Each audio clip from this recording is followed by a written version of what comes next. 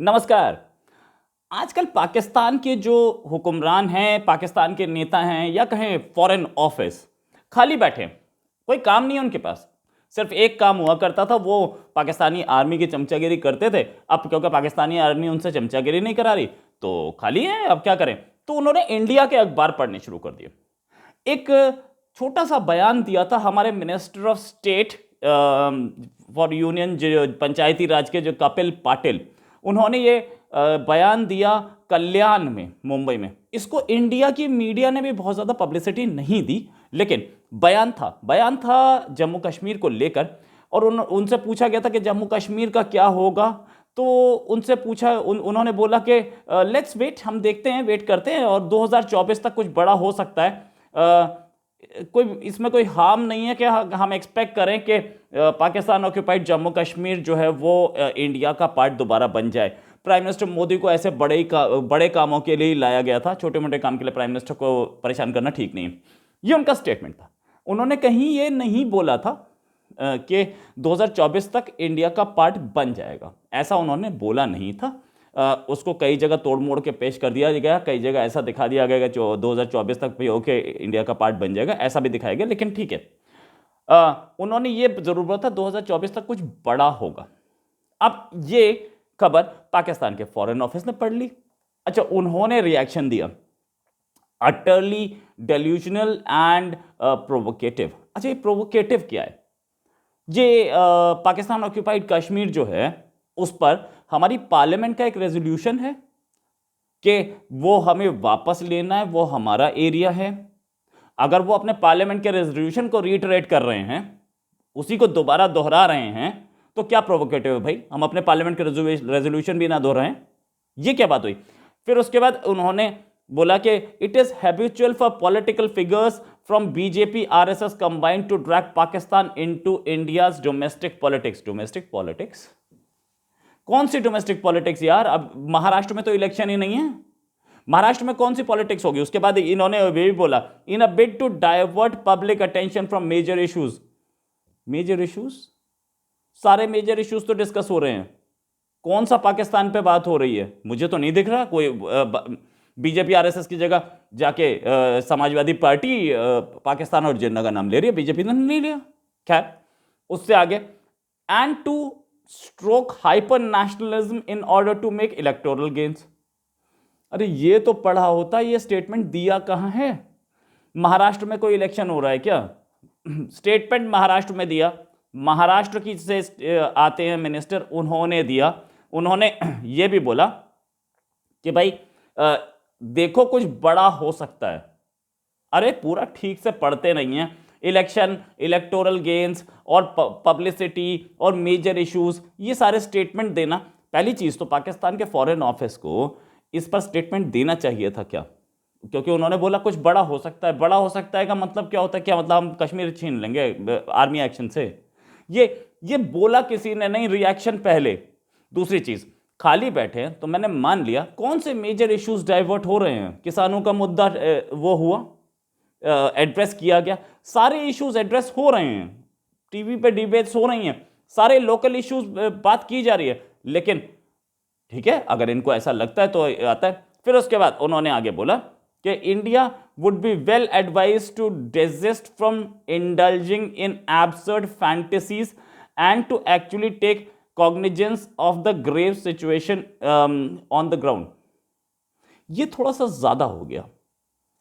Absurd fantasies, आप बकवास imagination, ये बकवास इमेजिनेशन तो आप उसे भी बोलते थे कि 370, आर्टिकल 370 कोई नहीं हटा सकता, या नहीं बोला जाता। कश्मीर के कुछ लीडर्स भी बोलते थे, पाकिस्तान भी बोलते थे, कोई नहीं हटा सकता, लाश पे हटेगा और कश्मीर में ऐसा तूफान मचेगा कि इंडिया को समझ में आ जाएगा कैसे होता है और हम देख लेंगे।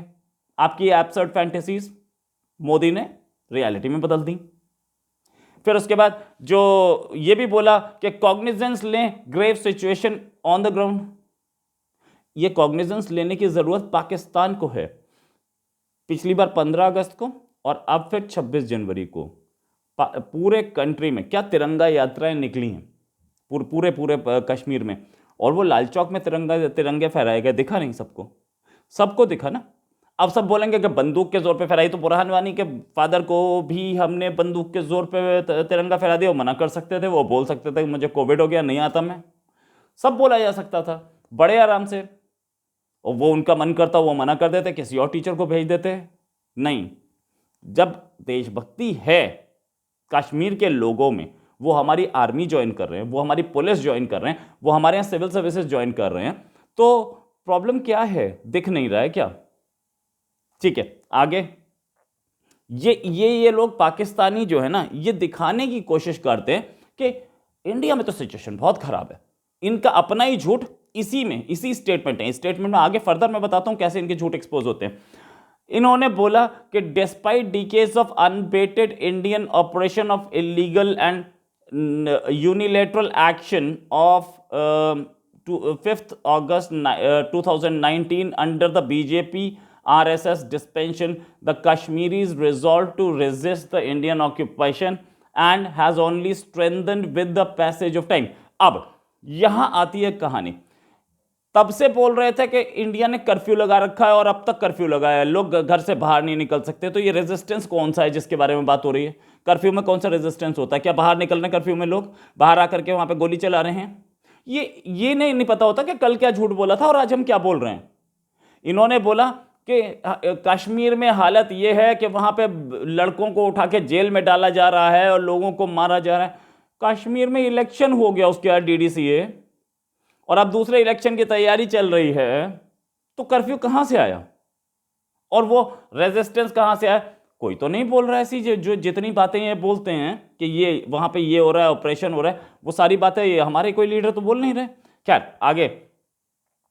बुरहान वानी के फादर से अगर एक बार पूछ लेते कि क्या सच है, उन्हीं को फोन कर, बुरहान वानी के नाम पे ट्रेन चलाई थी ना, तो उन्हीं को पूछ लेते एक बार, कि फादर से पूछ लेते कि क्या रियलिटी है, आपका बेटा जिस रास्ते पे चल रहा था वो सही है या आप जिस रास्ते पे चल रहे हैं वो सही है। चलिए आगे।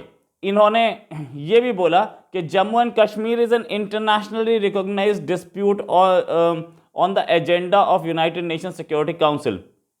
सिक्योरिटी काउंसिल ने यह भी बोला था कि दोनों साइड के कश्मीर, पाकिस्तानी साइड और इंडिया साइड, दोनों को मिलाया जाए, उसमें प्लेबिसाइड कराया जाए। इसको सबसे पहले पाकिस्तान ने डिफाई किया, क्योंकि आपने उसका गिलगिट बाल्टिस्तान तोड़ के एक अलग स्टेट बना दी। चलो ठीक है, वो किससे पूछ के बनाई? सिक्योरिटी काउंसिल के रेजोल्यूशन के बाद एक और रेजोल्यूशन आया था कि आप उसको स्टेट बना सकते हैं, या आपने सिक्योरिटी काउंसिल से परमिशन ली हो? नहीं ली। तो आप मतलब जो भी करेंगे सिक्योरिटी काउंसिल रेजोल्यूशन जरूर दिखाएंगे। ये भी बोला कि democratic method of a free and impartial plebiscite, जिसमें बहुत रेजोल्यूशंस हैं।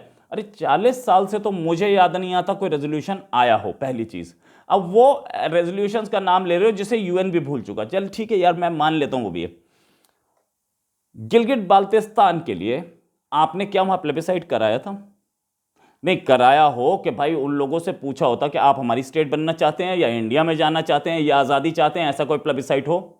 और अगर उन्होंने वही गिलगिट बाल्टिस्तान भी पूछा, पूरी आपने पाकिस्तान ऑक्यूपाइड कश्मीर में एक प्लेबिसाइड करवा लीजिए कि आपको पाकिस्तान में रहना है या आज़ादी लेनी है या इंडिया में जाना है। एक खुद तो प्लेबिसाइड कराइए और वो UN के सामने कराना, और UN ही काउंट करेगा उसे। जो वो आज़ादी आज़ादी नारे लगाते हुए मरियम नवाज जो ट्वीट करती है ना, और वहाँ के लोग जो बोलते हैं ना प्राइम मिनिस्टर मोदी मुझे हक दिलाए, वो पता चल जाएगा कि कितने ऐसे लोग हैं जो आज़ादी चाह रहे हैं आपसे, और वो सबके सब आज़ादी के लिए अगर वोट कर दें तो आज़ादी दे देना चुपचाप। ये जितने आपके स्टेटमेंट्स हैं, फॉरेन ऑफिस को कोई काम नहीं, पहली चीज़ एक एक स्टेटमेंट पे, और उसके बाद without any information foreign office बोलता है। उनको रियलिटी, ग्राउंड रियलिटी पता नहीं है क्या, या आर्मी आपसे छुपाती है? खैर एनीवेज, इस पूरे के पूरे गेम में पाकिस्तान, इन्होंने ये भी बोला, Pakistan will continue to extend all possible support to Kashmiri people in their just struggle to realise the legitimate right for self determination as placed to them under the relevant UN resolutions. अब एक चीज, सिर्फ 10 दिन पहले पाकिस्तान के प्राइम मिनिस्टर ने और national security adviser ने एक नेशनल सिक्योरिटी पॉलिसी दी थी, जिसमें लिखा था हम इंडिया के साथ 100 साल तक पीस रखेंगे। फॉरेन ऑफिस ऐसा स्टेटमेंट देगा तो पीस 100 साल तक कैसे होगी? क्या फॉरेन ऑफिस प्राइम मिनिस्टर के अंडर काम नहीं करता है? क्या फॉरेन ऑफिस को यह नहीं पता कि वहां उन्होंने बोला कि हम पीस रखेंगे, तो हम, और ये भी बोला कि कश्मीर के इश्यूज पे हम ध्यान से रहेंगे, हम कश्मीर का इश्यू पीसफुली बातचीत से रिजॉल्व हो सकता है, ये भी बोला उसी में फॉरेन पॉलिसी डॉक्यूमेंट में।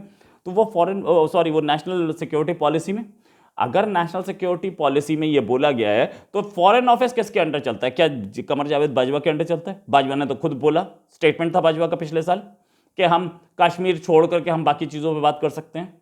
तो ये फॉरेन ऑफिस कौन सी तीसरी फोर्स के अंडर चलता है?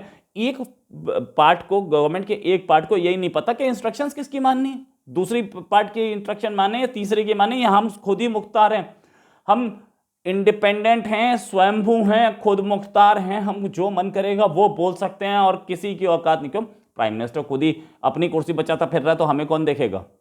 तो ये स्टेटमेंट जो आ गए कि हम कश्मीर में किसी भी स्ट्रगल को सपोर्ट करते रहेंगे, उससे तो 100 साल तक क्या 10 दिन पीस नहीं आनी। और जब आपके वो आर्मी चीफ, जिनसे पूरा पाकिस्तान डरता है, प्राइम मिनिस्टर डरता है कि कल गोली लग जाएगी, और 111 ब्रिगेड भेज दी तो भैया वो फांसी पे लटका मिलेगा, पहले एक प्राइम मिनिस्टर लटक चुका है। उसके बाद जब आपका आर्मी चीफ बोल चुका कि हम कश्मीर को साइडलाइन करके बात करने के लिए तैयार हैं, तो आपके फॉरेन ऑफिस की इतनी हिम्मत कैसे हुई कि वो ऐसे स्टेटमेंट दे जाए?